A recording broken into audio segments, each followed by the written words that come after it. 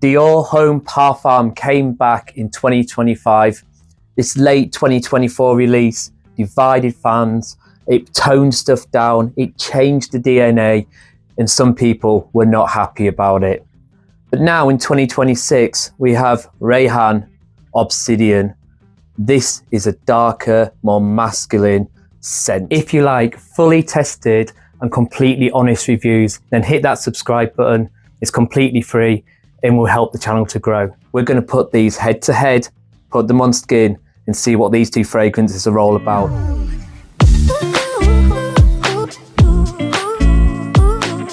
So let's start with Dior. They went ahead with this 2025 release, and from the 2014, the 2020 versions, they've toned down that buttery, lovely iris. They've smoothed out that leather, and they've made this a lot more of a safer fragrance. In that doing though, by changing the DNA, by toning it down and making it safer and more mass appealing, it's lost that leathery darkness that people love so much, and that really powerful, beautiful iris. So let's get this on skin and go through that opening. Take off this cap, and we'll come down. We'll put it on the non-tattooed arm. Okay, just there, lovely. And you smell this in the air. It is a nice scent, yeah? It is a nice scent. It has got that iris, but it's not that deep, beautiful, fragrant iris from the 2014, 2020 batches. It's a smoother, more toned down version. This feels like a different fragrance to the originals. That leather has been smoothed off, and it's not as punchy and in your face as it once was. So Dior, they reinvented this fragrance. They made it more mass appealing. They made it a safer fragrance, but in doing so, they lost that deepness and that masculinity from the originals. The opening of this fragrance with Dior 2025 is a lot more mass appealing, a lot more user friendly, should we say. This is a fragrance that everyone can wear. It's got that iris within it, but it's not that deep, dark iris from the start. It's a soft, clean iris, not the makeup baggy iris that was in that original. The leather is smooth and designer polished now. The woods are gentle, and there's an amberette tone running through this in the base. It's elegant, it's modern, but it's not deep and dark and punchy, which is what that original fragrance had about it. Now let's get Rayhaan Obsidian on skin and go through the opening of this one. We'll get the atomizer on the tattoo arm for this one. Nice atomizer. Smell that iris already in this one. Oh, this is nice. The iris in this has a smooth, powdery touch, which isn't the same as that makeup baggy iris in the originals, but I do feel it's a bit more stronger iris than what's in the 2025 version. And it is beautiful. I really enjoy this. The iris in this kind of smooths out the fragrance rather than defining it like it used to in the old Dior batches, but the iris is wonderful. The star of the show in this though is that leather note that comes through with the oud and the amberette. And those woods, they are beautifully done. With this fragrance, you get a really nice, dark, masculine, woody fragrance that just feels so much more Dior than Dior 2025. It's lovely. The Rayhaan Obsidian really takes you back to that feeling. Like I say, the iris isn't as punchy as it used to be, but it's still there and you can still smell it. And that oud that comes through on this is beautiful with them woods. Rayhaan is just so much richer than the Dior 2025. Obsidian here isn't a clone of Dior Homme Parfum 2025. It's not an exact clone of any Dior Homme Parfum, but it is everything that they encapsulate. To me, I think this has a bit of everything from the 2014 version, the 2020 and the 2025. It doesn't have that really strong makeup-y bag iris that the originals had. What it does have is it has the lovely iris is a supporting character in its story.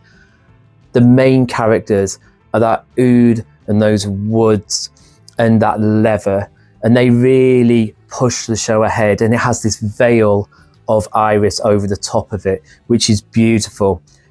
Having said that, I still have more iris coming off my body than I do from the Dior Homme Parfum 2025. This is super strong fragrance as well.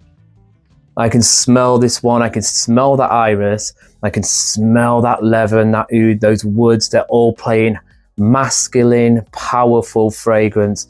This one is sweet, amaret woods, mass appealing fragrance. Because let's face facts, the original ones, as much as we loved them, you could hardly ever wear them. You wore them on a special occasion because you had those notes which were just so powerful. It wasn't going to be your daily driver. This being a bit more sweeter allows the 2026 sweetness craze to creep in. And that might be one of the reasons why in late 2024, early 2025, they did change this fragrance. I don't know. It's just what I'm thinking business-wise.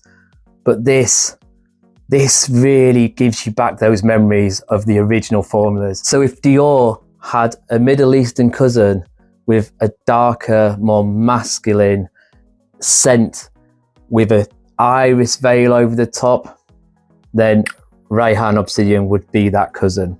So let's talk performance on these fragrances. I'm getting around 7 hours, okay? 7 hours of this fragrance, and the projection is moderate. It wears closer to the skin. It's a scent that people will notice when they get close to you, and it does smell refined. It does smell expensive, but it is not a beast mode. Speaking of which, when we talk about this fragrance, I'm getting well over 10 hours on this fragrance, and it's projecting strong for a good 2 hours before it starts to sit back into a moderate profile.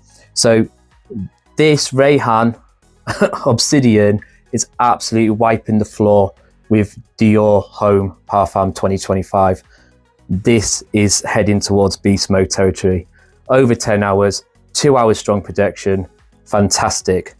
This one, moderate and classy. This one, loud and proud. So then that brings us back to the versatility of these fragrances. And Dior 2025 wins that round. This is the most versatile fragrance because it isn't screaming in people's faces. It isn't projecting off like a monster. It doesn't have that strong iris anymore, that really powerful oud and leather. So because they've made it more designer-esque and more safer, the versatility is shot through the roof. You could wear this to the office. You could wear this on a night out. You could wear this to dinner. You could wear this to a date. You can wear this anywhere because it hasn't got the beautiful notes and the power that the originals had. And so it's a double-edged sword. Yes, it's more mass appealing. It's more versatile, but it's lost its heart along the way. This, on the other hand, isn't as versatile. This is for those really cold nights, those cold days, party time, when you want to be noticed, when you just want everyone to smell you and smell how wonderful you are. This is the one. That beastly projection, that beastly performance, go straight to people's noses and they will smell you coming. Now, when it comes to those compliments, Dior Homme 2025 is going to get you those "you smell really classy" compliments, because it does smell classy. It smells sophisticated, posh, and they will get those type of compliments. This gets me those "what is that smell" compliments. You smell amazing from across the room. Okay, that's where these compliments are going to come from. What is that smell? Who's wearing that? This one, they'll know who's wearing it because they have to get that close to you to really get the good smell of this. So Dior, close to the skin, gets you the classy compliment. Rayhaan, across the room, who's wearing that because it's beautiful type compliments. So when we look at price and value, Dior Homme Parfum 2025 is still priced like a designer fragrance. It's expensive, it takes a lot of your money away, and it actually doesn't perform like this one right here. This and this price-wise are completely separate worlds, okay? You're looking about £180 for this one, and you're looking about £35 for this one. And this one projects longer and lasts longer on your skin than this one.